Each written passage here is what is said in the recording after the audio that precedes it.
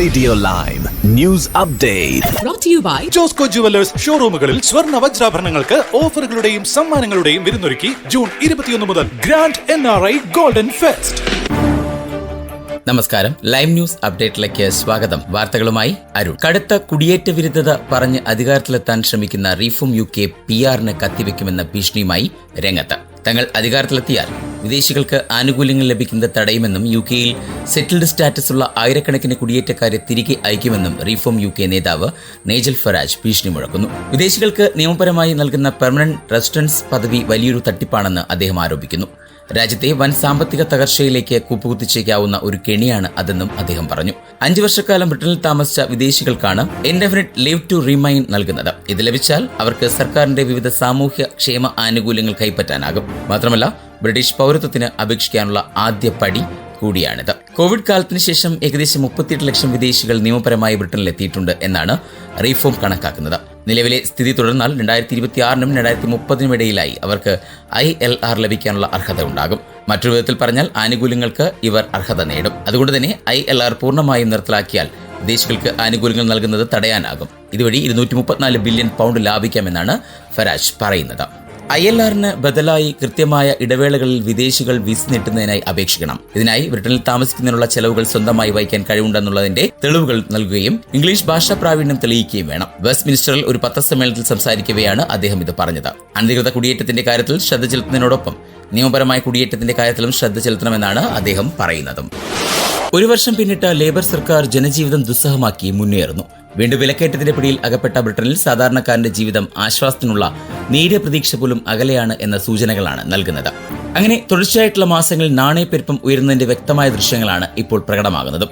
കഴിഞ്ഞ മാസങ്ങൾ ഉയർന്നു നിന്ന നാണയപ്പെരുപ്പം വീണ്ടും ഓഗസ്റ്റിൽ ഉയർന്ന 3.8% എത്തിയതോടെ സാധാരണ കുടുംബത്തിന് വീക്ക്ലി ഷോപ്പിംഗ് നടത്തുമ്പോൾ 150 പൗണ്ട് പോലും ഭക്ഷണത്തിനും അത്യാവശ്യ വീട്ടു സാധനങ്ങൾക്ക് മതിയാകാത്ത അവസ്ഥയായി. പാലും ബ്രെഡും മുട്ടയും കാപ്പിയും ചായയും ഒക്കെ വിലക്കയറ്റ ലിസ്റ്റിൽ ആയതോടെ എന്തിനാണ് വില കയറാത്തത് എന്ന ചോദ്യം മാത്രമാണ് ബാക്കിയാകുന്നത്. കഴിഞ്ഞ ഏതാനും മാസമായി ഉയരാതിരുന്ന പെട്രോൾ ഡീസൽ വിലയും ഉയരാനുള്ള പ്രവണത കൂട്ടി തുടങ്ങിയതോടെ അടുത്ത മാസങ്ങളിലും വിലക്കയറ്റം സാധാരണക്കാരന്റെ വീടുകളിൽ പണഞ്ഞെരുക്കമായി മാറുമെന്നതും ഉറപ്പാകുന്നു. നവംബറിലെത്തുന്ന ഓട്ടം ബഡ്ജറ്റ് എന്ന ഇടക്കാല ബഡ്ജറ്റിൽ ചാൻസലർ റേച്ചൽ റീവ്സ് ആദായ നികുതി അടക്കം കുത്തനെ ഉയർത്തുമെന്ന വ്യക്തമായ സൂചന നൽകിയതോടെ ശരാശരി വരുമാനക്കാർ നട്ടം തിരിയുന്ന അവസ്ഥയിലാണ് നീങ്ങുന്നത് എന്നാണ് പുറത്തുവരുന്ന സൂചനകൾ. ലേബർ പാർട്ടിയിൽ ആഭ്യന്തര കലാപങ്ങളും മന്ത്രിമാരും പാർട്ടി നേതാക്കളും അടിക്കടി രാജിവെക്കുന്ന വാർത്തകളും വന്നുകൊണ്ടിരിക്കെ പ്രധാനമന്ത്രി കീർ സ്റ്റാർമറിന് ഭരണത്തിൽ ശ്രദ്ധിക്കാൻ നേരം കിട്ടുന്നില്ല എന്ന വാർത്തകളും വൻ ഭൂരിപക്ഷം നൽകി അധികാരത്തിൽ കയറ്റിയ ജനത്തിന് അവിശ്വസനീയമായി മാറുകയാണ്. ലണ്ടനിലെ തുർക്കി കോൺസുലേറ്റിന് മുൻപിൽ ഖുറാൻ കത്തിച്ച പ്രതിഷേധക്കാരനെ കുത്തിയ മുസ്ലിം മതവിശ്വാസിയെ ജയിലിൽ അടയ്ക്കാതെ ലണ്ടൻ കോടതി. ഫെബ്രുവരിയിൽ പടിഞ്ഞാറൻ ലണ്ടനിൽ നടന്ന ഒരു പ്രതിഷേധത്തിനിടെയാണ് ഇസ്ലാം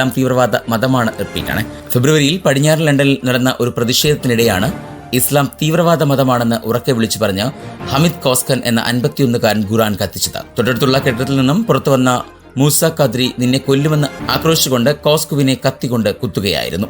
താൻ തന്റെ മതത്തെ സംരക്ഷിക്കാൻ ശ്രമിക്കുകയായിരുന്നു എന്നായിരുന്നു പോലീസ് പിടിയിലായപ്പോൾ ഖാദ്രി പറഞ്ഞത്. കേസ് വിചാരണയ്ക്കെടുത്ത സൗത്ത്വാർക്ക് ക്രൗൺ കോടതിയിലെ ജഡ്ജി ആദം ഹിഡിൽസ്റ്റോൺ 20 ആഴ്ചത്തെ തടവ് ശിക്ഷയാണ് ഖാദ്രിക്ക് വിധിച്ചത്. എന്നാൽ അത് 18 മാസത്തേക്ക് മരവിപ്പിക്കുകയായിരുന്നു. അതിനോടൊപ്പം 180 മണിക്കൂർ നേരത്തെ പ്രതിഫലമില്ലാത്ത ജോലിയും 10 ദിവസത്തെ റീഹാബിലിറ്റേഷനും കോടതി വിധിച്ചു. മനോനിയന്ത്രണം നഷ്ടപ്പെട്ടത് നിന്ദ്യമായ പ്രവൃത്തിയാണെന്ന് നിരീക്ഷിച്ച കോടതി മൂർച്ചയുള്ള ആയുധങ്ങൾ ഉപയോഗിക്കുന്നത് സമൂഹത്തിന്റെ ശാപമാണെന്നും പറഞ്ഞു. ആക്രമണത്തിലും പൊതുയിടത്തിൽ മൂർച്ചയുള്ള ആയുധം ഉപയോഗിച്ചതിനും 59-കാരനായ ഖാദ്രി കുറ്റക്കാരനാണെന്ന് കോടതി കണ്ടെത്തിയിരുന്നു. 100 കണക്കിന് പോലീസ് ഉദ്യോഗസ്ഥരെ നിയമിച്ചപ്പോൾ അവരുടെ ക്രിമിനൽ പശ്ചാത്തലം പരിശോധിക്കുന്നതിൽ വേണ്ടത്ര ശ്രദ്ധ ചെലുത്തിയില്ലെന്ന് പരാതി ഉയർന്നു. ഏകദേശം 300 ഉദ്യോഗസ്ഥരെ നിയമിച്ചതിൽ നടത്തിയ പരിശോധനകൾ നിലവാരം പുലർത്തുന്നതല്ല എന്നായിരുന്നു പരാതി. ഇവർ ക്രിമിനൽ കുറ്റകൃത്യങ്ങൾ ശിക്ഷിക്കപ്പെട്ടവരാണോ എന്നോ മറ്റു ക്രിമിനലുകളുമായി ബന്ധമുണ്ടോ എന്നോ പരിശോധിച്ചില്ല എന്നും പറയുന്നു. മാത്രമല്ല, വായ്പാ ബാധ്യത പോലുള്ളവ മൂലം ഇവരുടെ സത്യസന്ധത സംശയിക്കാവുന്നതാണോ എന്നും പരിശോധിച്ചില്ല എന്നും അഭിപ്രായങ്ങൾ വരുന്നു. ഈ പ്രശ്നത്തിന്റെ വ്യാപ്തിയും ഗൗരവവും കണക്കാക്കാൻ മെട്രോപൊളിറ്റൻ പോലീസ് ഒരു ആഭ്യന്തര അന്വേഷണം നടത്തുകയാണ് എന്ന് പോലീസ് വക്താവ് സ്ഥിരീകരിച്ചു. 2016-നും 2023-നും ഇടയിൽ മെട്രോപൊളിറ്റൻ പോലീസ് നടത്തിയ നിയമനങ്ങളാണ് ഇപ്പോൾ ആശങ്ക ഉയർത്തുന്നത്. ഇതിൽ കൂടുതലും 2020-നും 2023-നും ഇടയിൽ കഴിഞ്ഞ സർക്കാർ നടപ്പിലാക്കിയ പോലീസ് അപ്ലിഫ്റ്റ് പ്രോഗ്രാമിന്റെ ഭാഗമായിട്ടാണ് നടന്നത്. 2010 മുതൽ 3 വർഷക്കാലത്തിനിടയിൽ 20,000 പോലീസ് ഉദ്യോഗസ്ഥരെ ആയിരുന്നു കൺസർവേറ്റീവ് സർക്കാർ നിയമിച്ചത്. ഇനി നാട്ടിലെ വാർത്തകൾ. 5, 10, 25 കിലോഗ്രാം ബാഗുകളിൽ വരുന്ന അരിയുടെ വിലയിൽ GST ഇളവ് ലഭിക്കില്ല.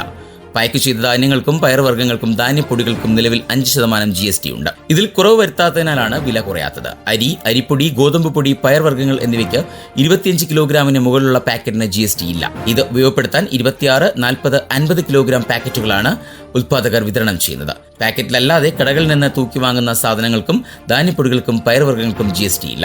ബ്രാൻഡഡ് കമ്പനികളാണ് ആദ്യകാലത്ത് അരി, അരിപ്പൊടി, ഗോതമ്പ് പൊടി, പയർവർഗ്ഗങ്ങൾ എന്നിവ പാക്ക് ചെയ്ത് വിപണിയിലെത്തിച്ചിരുന്നത്. ഇപ്പോൾ കുടുംബശ്രീയും കർഷക കൂട്ടായ്മകളും ചെറുകിട സംരംഭമായി ഇത്തരം സാധനങ്ങൾ വിപണിയിലെത്തിക്കുന്നുണ്ട്. നാട്ടിൻപുറങ്ങളിലെ പലചരക്ക് കടകളിലൂടെയാണ് കൂടുതലായി വിറ്റഴിക്കുന്നത്. ഗുണനിലവാരം, വിലക്കുറവ്, നാടൻ ഉൽപ്പന്നം തുടങ്ങിയ പരിഗണനയും ഇവയ്ക്ക് ലഭിക്കും. ഉപഭോക്താക്കളും സാധാരണക്കാരാണ് എന്നും പറയുന്നു.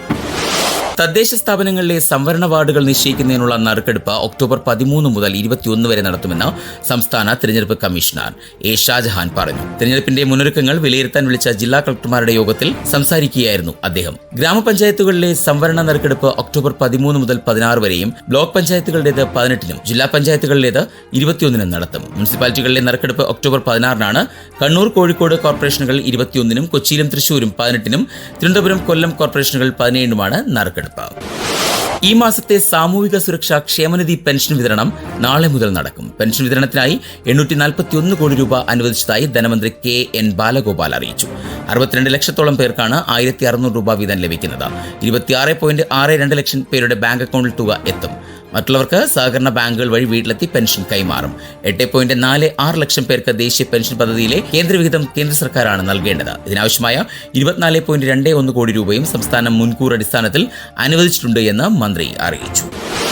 അമീബിക് മസ്തിഷ്ക ജ്വരം തടയുന്നതിനായി ആരോഗ്യവകുപ്പ് നിർദ്ദേശങ്ങൾ പുറത്തിറക്കി. മലിനമായ കുളങ്ങൾ, തടാകങ്ങൾ, ഒഴുക്ക് കുറഞ്ഞ തോടുകൾ എന്നിവയിൽ മുങ്ങിക്കുളിക്കുന്നത് ഒഴിവാക്കണമെന്ന് ആരോഗ്യവകുപ്പ് നിർദ്ദേശിച്ചു. നീന്തൽ പരിശീലന കേന്ദ്രങ്ങൾ, വാട്ടർ തീം പാർക്കുകൾ തുടങ്ങിയ പൊതുസ്ഥലങ്ങളിലെ ജലത്തിൽ കൃത്യമായ ഇടവേളകളിൽ ക്ലോറിനേഷൻ നടത്തണം. ജലത്തിലെ ക്ലോറിന്റെ അളവ് പരിശോധിച്ച് രജിസ്റ്ററിൽ രേഖപ്പെടുത്തണം. പരിശോധനയ്ക്കായി ആവശ്യപ്പെട്ടാൽ ഈ രേഖകൾ ബന്ധപ്പെട്ട ഉദ്യോഗസ്ഥർക്ക് നൽകണം. കുടിവെള്ളം ശേഖരിക്കുന്ന ടാങ്കുകളും സംഭരണികളും ക്ലോറിനേറ്റ് ചെയ്യണം. ഈ നിർദ്ദേശങ്ങൾ കൃത്യമായി പാലിക്കുന്നത് രോഗവ്യാപനം തടയാൻ സഹായിക്കുമെന്ന് ആരോഗ്യവകുപ്പ് അറിയിച്ചു. ഇനി സ്പോർട്സ് വാർത്തകൾ. ലാലിഗയിൽ വിജയക്കുതിപ്പ് തുടർന്ന് റയൽ മാഡ്രിഡ്. ലെവന്റെക്കെതിരായ മത്സരത്തിൽ 1-4 ഗോളുകളുടെ വൻ വിജയമാണ് ഇത്തവണ റയൽ സ്വന്തമാക്കിയത്. റയലിന് വേണ്ടി ഫ്രഞ്ച് സൂപ്പർ താരം കിലിയൻ എംബാപ്പെ വീണ്ടും ഗോളടിച്ച് തിളങ്ങി. എംബാപ്പെ ഇരട്ട ഗോൾ നേടിയപ്പോൾ വിനീഷ്യസ് ജൂനിയറും ഫ്രാങ്കോ മസ്തൻഡുവാനോയും റയലിന് വേണ്ടി വലകുലുക്കി.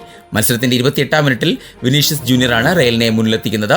10 മിനിറ്റിനുള്ളിൽ അർജന്റീന താരം മസ്തൻഡുവാനോ റയലിന് ലീഡ് ഇരട്ടിയാക്കി. രണ്ടാം പകുതിയിൽ ലെവന്റെ ഒരു ഗോൾ തിരിച്ചടിച്ചു. 54-ാം മിനിറ്റിൽ ഏറ്റ ഇയോങ് ആണ് റയൽ മാഡ്രിഡിന്റെ വലകുലുക്കിയത്.